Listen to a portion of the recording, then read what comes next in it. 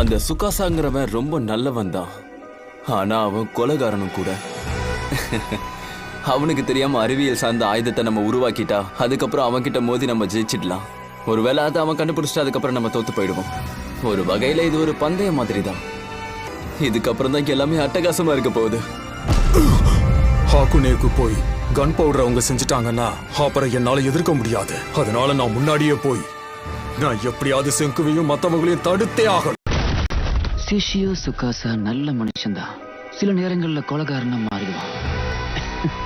சுகாசாவுக்கு தெரியறதுக்கு முன்னாடி நம்ம நவீன ஆயுதங்களை செஞ்சு முடிச்சாகணும். அப்பதான் நம்மளால ஜெயிக்க முடியும். ஆனா அவனுக்கு சந்தேகம் வந்தா நிச்சயமா நம்மள அவன் கொன்றுவான். இப்ப நமக்குள்ள ஒரு ரேஸ் நடந்துகிட்டு இருக்கு. இது எவ்வளவு சுவாரஸ்யமான விஷயம் இல்ல? ஹாக்கோனேக்கு போயிருக்கான். அவங்க கன் பவுடரை ரெடி பண்ணிட்டாங்கன்னா இந்த போர்ல நான் தோத்துருவேன். சிங்கோ இதுல வெற்றி அடையறதுக்குள்ள அவங்க 3 பேரையும் நான் எப்படியாவது தடுத்தாகணும்.